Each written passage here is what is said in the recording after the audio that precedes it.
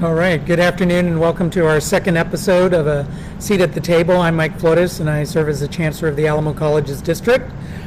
These live streamed episodes are going to feature special guests and cover a variety of topics that align with who we are as the Alamo Colleges District, and most importantly, how we work with and impact our community through the lives of our students, with my colleagues, faculty, and staff throughout the 5 colleges, Palo Alto College, where we're here today, San Antonio College, St. Philip's College, Northwest Vista College, and Northeast Lakeview College, as well as our 7 regional centers and campuses in Bexar County and the surrounding area. So we encourage Alamo College's family and those folks within our community to please submit questions and to stay with us throughout the next 30 plus minutes. So take a seat and join the conversation with us this afternoon. In today's episode, we will be discussing the Alamo Colleges District, what our family has done with regard to national recognition we've recently received for the district as well as for the colleges, as well as how we bridge that success back to the community and impacting lives. And today I'm joined by a familiar face around our community, around the San Antonio area. Definitely a friend of the Alamo Colleges District as well as Palo Alto College in particular, by District 4 City Councilman Ray Saldaña. And I'm also joined by Angelica Martinez, who's a PAC student, but actually now a PAC graduate, and so joined by both individuals, and so please stay with us. This is really just a conversation, Councilman, Angelica, as far as what we're looking at, what success means to us at the Alamo Colleges, and also most importantly, your relationship in supporting that success, but also what it means to you in the lives of our friends, family, and neighbors, most importantly. So I'm gonna begin with the first question that I have, and I'm gonna start, Councilman Saldaña, with you. And so in particular, you've been a strong advocate for education in our community, and what role do you see, how did you arrive at that place as part of the role that education plays in our community, and what do you see has been critical to championing that role, you yourself as a citizen, but most importantly, a city councilman for District 4? Yeah, well, first of all, I'm glad to be at a seat at the table, and this is a really great new way of, I think, interacting with a lot of members of our community. So if you were in the room with us, you're not, but you're literally, the camera is right at the table. So I'm appreciative of having this conversation, and I'm glad here I'm at Palo Alto College. And so to answer your question, education played such a central role in a lot of my life, but as I grew up, didn't realize how central it was because other people made it clear to me. And I think if I've learned anything over the last 8 years that I've been serving on the city council, and just to give folks a frame of reference, I represent the southwest side of San Antonio, again, where we're sitting here in Palo Alto College. It's about 130,000 residents. And if I learned nothing else, it's that there's this great desire amongst neighbors, residents, people I go to church with, I eat at local restaurants and taquerias with, is that there is this sense that this is a part of the community that is strong in its fabric, understanding how important family is and culture is. But what we don't always really hype up as part of that culture is the importance of education. And I don't think it's because we intentionally do it. I think there's ways in which our community has made me understand how important education was. And getting to serve on the city council and seeing it from another end, where I see friends and neighbors and constituents who count on the city or count on the Alamo Colleges, there's this sense that maybe that ladder of opportunity isn't always as strong for them personally as young people as it is for other parts of the community or other parts of the country. So I certainly realized that growing up. I'm a first-generation American. My parents, immigrated to the country. We didn't make a lot of money growing up, and so if you were to compare my ladder of opportunity as I was born into the circumstances compared to somebody who maybe had family members who went to college and understood education as a centerpiece of what they were going to see in the outcome of their future, you would see two very different ladders. There was a few missing in terms of my opportunity to get to success. And I think that's still the case for a lot of young people today.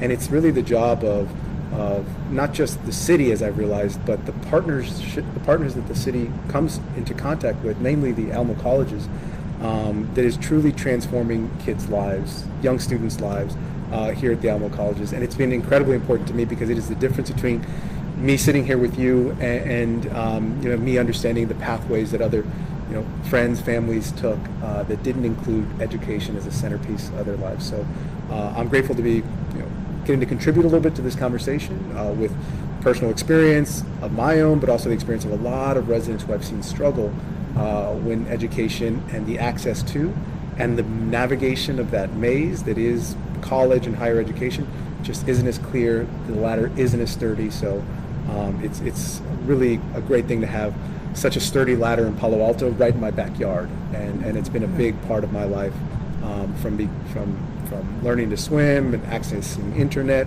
my father learning to speak the language and becoming a citizen because courses were offered right in our backyard. So while we weren't born with a really sturdy ladder, it was repaired and constructed along the way because of Palo Alto and a few others. That's excellent. I like that, the ladder of success and the impact that education has had. And just as we're here at Palo Alto today, and actually this past Saturday, we were fortunate, Palo Alto College, Dr. Godsa and the team, to work with Councilman Saldaña's team and honor him, along with community members, family members, and his legacy that he has had over the last 8 years as city councilman for District 4.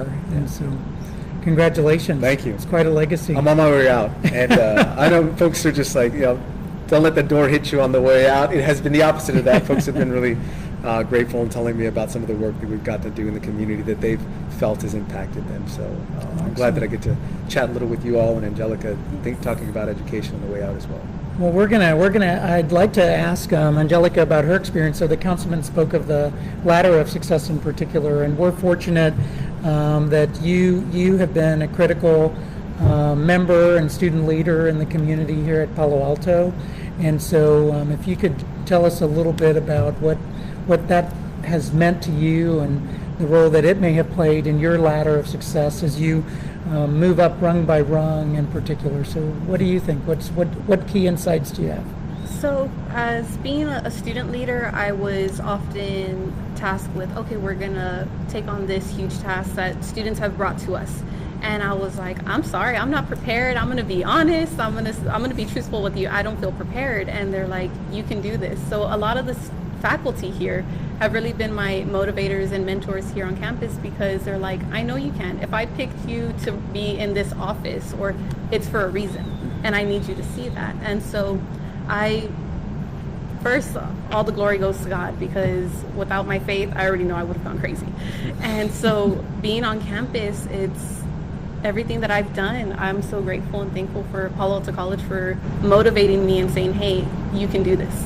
Doesn't matter if you're from the south side of San Antonio or from a small town in Somerset, I know you can do this. And so it, all the way from going to Washington, D.C. to receive the Aspen Award, to going just places to Chicago to go for a conference. It's been an amazing journey here at PAC, and I feel prepared for the next few steps, getting my bachelor's in business as well as just what the future holds. I'm prepared now. Yes, sir. So you mentioned this seat at the table in particular was to look at some of the accolades that have been most recently received by the Alamo Colleges family, the Malcolm Baldrige National Quality Award. We have 5 colleges. 4 of those colleges were in the Aspen Top 150, and I know our Alamo Colleges family members know what the Aspen Institute means, but for others it's essentially the community college equivalent of U.S. News and World Report, which identifies those community colleges that are really making a difference in the lives of their students and also in their community. So the Aspen Prize, so San Antonio College, Northwest Vista College, and St. Philip's College were in the Aspen Top 150, and then Palo Alto College, at the same time we found out, was in the top 10, but Angelica was there in in April, March, in the spring. Yes.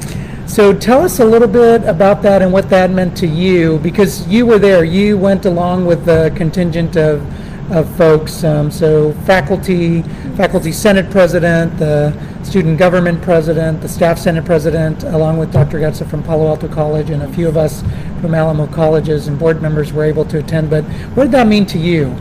It meant like I was a part of Palo Alto College's history. I remember going into when I first registered back in spring of 2016, and I actually saw it was a picture of Councilman Saldaña on the wall as you entered Palo Alto College, and it was people that have left their legacy here at Palo Alto College, and I was like, I want to be on there. Like, how can I get on there later on? And so that was my goal, to say, how can I leave a part of my legacy here at Palo Alto College? So by going to Washington, D.C. in the beginning of April and seeing a lot of familiar faces, and they're briefing me, okay, this is the award that we're getting, and this is why, and I was just like, this is amazing. This is a huge opportunity for students to say, hey, I go to Palo Alto College, and take pride in it. And because typically when you go to a community college, like I experienced it, they're like, why are you going to go there? Like, go to a university. And I was like, no, like, this is my calling here. So by going to DC, everybody was like, I'm so proud of you. I was like, well, no, be proud of Palo Alto College, Alamo Colleges, the students. We couldn't have gotten here without the students and faculty. So it's been a huge opportunity and a huge blessing. Wonderful. Well, I think we were fortunate. It was an exciting morning on April 3rd, right? For us to be able that Tuesday morning to, as they're going award by award and naming specific colleges, and as we're moving up, and so Palo Alto College was recognized as the #2 community college in the nation, right here from South San Antonio in the heart of District 4. So when we think about it, that this college that was founded over 30 years ago and was never supposed to happen, never supposed to have students actually being one of the top, not one, but the second ranked community college in the nation. So I think that's a testament both to the legacy. I think that's a testament to our students and faculty and staff that are here. Can I ask a question? Yes. Since you both were there, and I'm fresh off of watching The Voice yesterday, was it like a situation where they announced, okay, the top 10, and then if your name got announced, you would be, 4th place, 3rd Yes. place, 2nd place?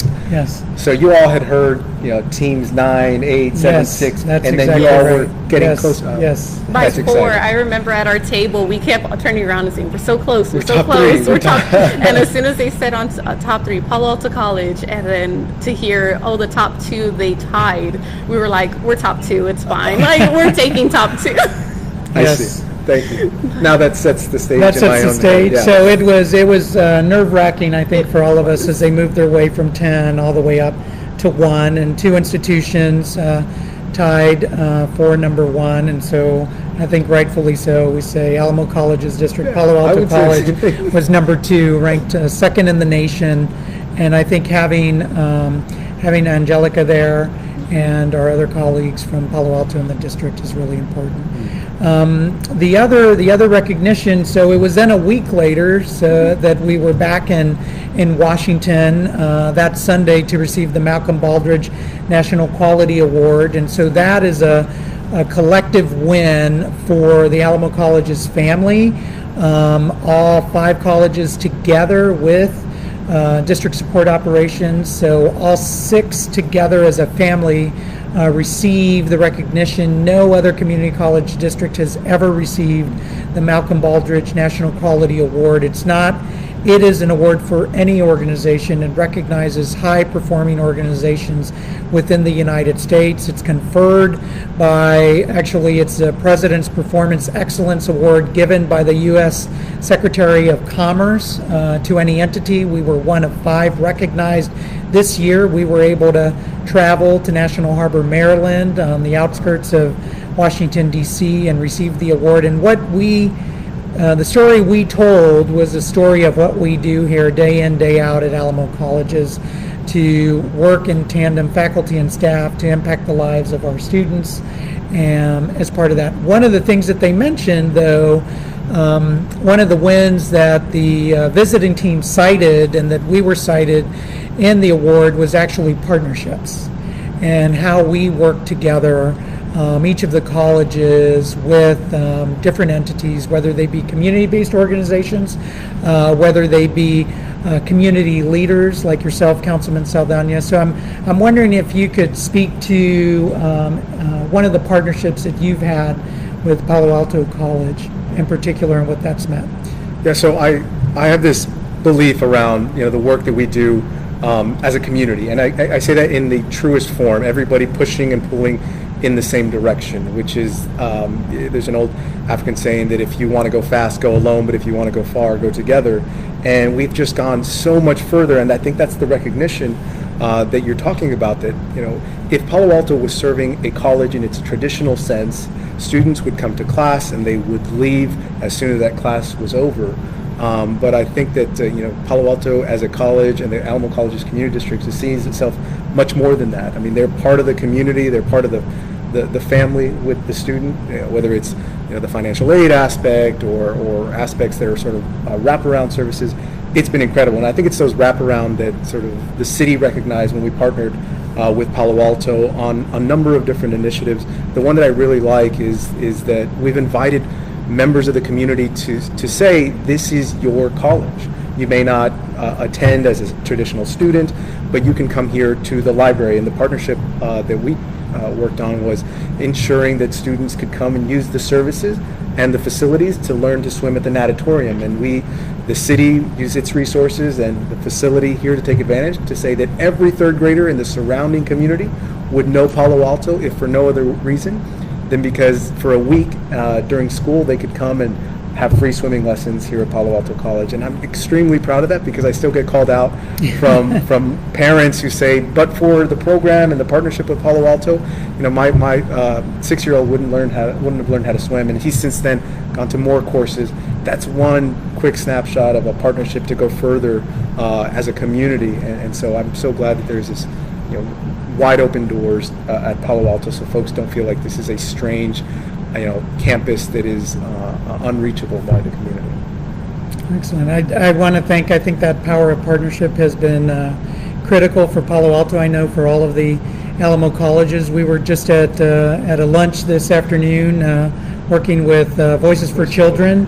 They recognize Councilman Saldaña. Can you mention a little bit about Voices for Children and that? This is 7 years in the making, but we've now, with Palo Alto and Alamo Community College's help, have provided training for all early childhood providers. That means your daycares, your child care, and making sure that those people who are taking care of our most precious assets are trained to do so in a way that gets them on a pipeline towards quality and education, to then hand off to pre-K, to then hand off to our K through 12 pipeline. And so it's the early childhood training centers that we do here at Palo Alto, and we've started them with one pilot in 2011, and now just about every district in the city council district is taking advantage of the training, and that's Voices for Children, early childhood training centers. Excellent. So I think that speaks to the power of partnership that was recognized with the Malcolm Baldrige Award, but I think that's just part of our DNA. At the Alamo Colleges family and what we do. I was going to ask Angelica, what have you seen? What is the power of the Palo Alto College family that you've been able to observe through your journey here? Since you're leaving Palo Alto College and going on to your next chapter in your academic journey, and what are you going to be doing? So I will be getting my bachelor's in business from Texas A&M San Antonio, and although it's that I'm seen as that I'm leaving Palo Alto College as a way of saying like, oh, my final goodbyes or something, but it's like, no, the power, the structure, like what got me here to Palo Alto College was seeing the family orientedness from not only here as all the students and faculty and staff work in like a unity, but also with the community that we reach out to, and for anything from movies on the lawn to having our ice cream socials during the summer, and just saying, hey, you want to come meet with some of the faculty and staff and just have one-on-one conversations and how we can get you prepared to register for the upcoming fall semester. Just it's a regular conversation. Don't feel pressured. And then you get so many questions like, how can I register? My son wants to come here, and it's like, okay, we'll meet you with an advisor, and we start partnering with them one by one, and we start earning their trust and saying, okay, with your future, we're going to get you prepared. Mm-hmm. And so the power here, like all of the, how can I say this? All of just the faculty and staff, they're one phone call away, one email away. They never say, oh, I'm too busy to help you. They'll drop everything in an instant just to help that one student pass their classes, get them to cross that graduation stage. And so my 3 years that I've been here, I've been so thankful to meet not only Dr. Flores and Councilman Saldaña, but as well as the PR staff that wouldn't make this possible without them. And so every person here on campus is such a critical point, and not one student walks out that door feeling like, man, I messed up, I shouldn't have come to campus today. Instead, they're like, I can't wait to go to class, I can't wait to join this club and organization. They want to hear my story, they want to get me across that graduation stage, and I see them leave every day so thankful that they made the right decision to come to the Alamo Colleges, and I'm thankful for that. I think, we just completed all 5 college graduations. So it began last Friday with St. Philip's College, and then continued with San Antonio College, and then Northwest Vista, Northeast Lakeview, and then just recently Palo Alto College on Monday. And so I think one of the important things is we spoke about Aspen, and we spoke about the Aspen Award and the Rising Star Award for Palo Alto College, the other 3 being in the top 150, the Malcolm Baldrige National Quality Award. But I think the most important award are the 12,000 college graduates that will have a credential as a result of this academic year all the way through the end of August. Those 12,000 folks like yourself, your peers, students throughout the 5 colleges and the regional centers that have their award, a testament to their success, the resilience and resolve that they've had, the challenges that they've confronted. We have had a couple of questions. We had one from Joseph Lopez about, how do you address access and poverty? I know that both of you have mentioned examples of, access, about ensuring that community members come on to campus. And Angelica just mentioned when she got here about being able to connect with faculty and staff and the support system that exists. Is there anything else that you see at Palo Alto College or any of the Alamo colleges, or an element that you think is just critical to access for students? Yeah, maybe I'll start, and I think the question came from Joseph Lopez. Yes. Is that right? So Joseph, really great question, and without being a political historian, without being somebody who looks at statistics, you've keyed in on what the biggest issue in this community is that it's not just poverty as a term, it's the effects of that poverty, and I think we understand that at the city, and we work around the fringes where folks can't keep the lights on, or they can't turn the water on. We'll work in those instances of emergency, but it really is this question of how do we proactively create a pathway so that somebody does not find themselves in the situation of feeling like you're living in poverty, paycheck to paycheck.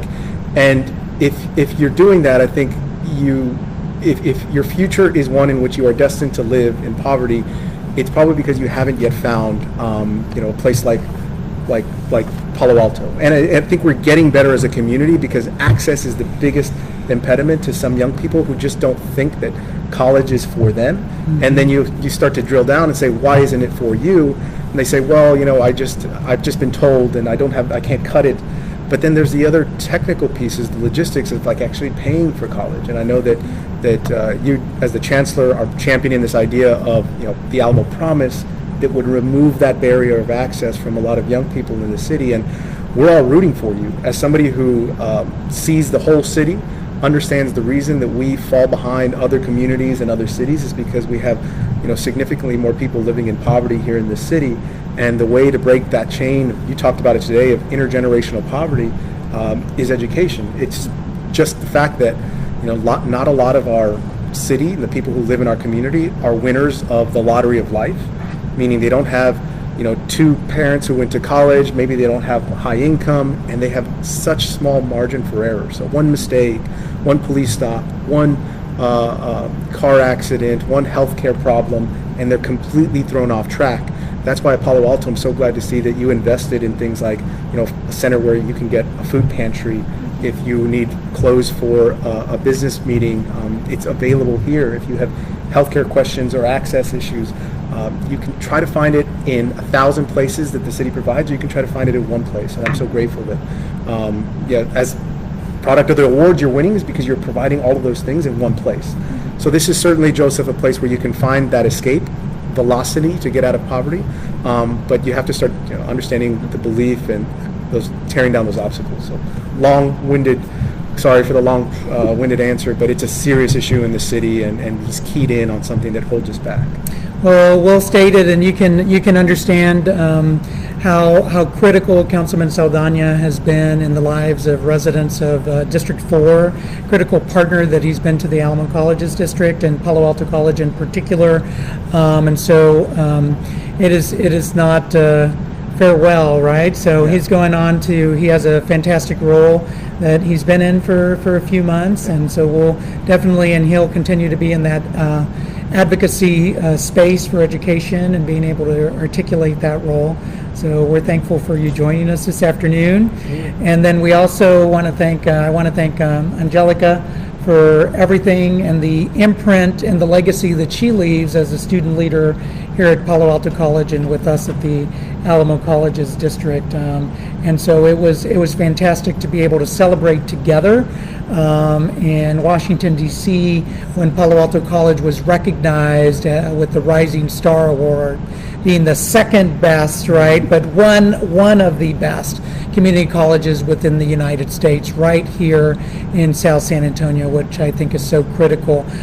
So we actually have a memento, a recuerdo. We want to thank you for being here with us, and so we have some Alamo Colleges swag, and so for both of you, some more swag. That's awesome. That's why I joined the council, for swag. For both of you, want to thank you for joining us this afternoon for our second episode of A Seat at the Table, and I want to thank both of our guests this afternoon and the critical role and the imprint that they've left in our organization, at our institutions, but most importantly, the legacy that each has left in our community. So be sure to follow the Alamo Colleges District across all of our social media channels and to receive news and updates about a future seat at the table. My name's Mike Flores. I'm fortunate to work with 5,000 fantastic colleagues at the Alamo Colleges District. Thank you all. Have a good afternoon.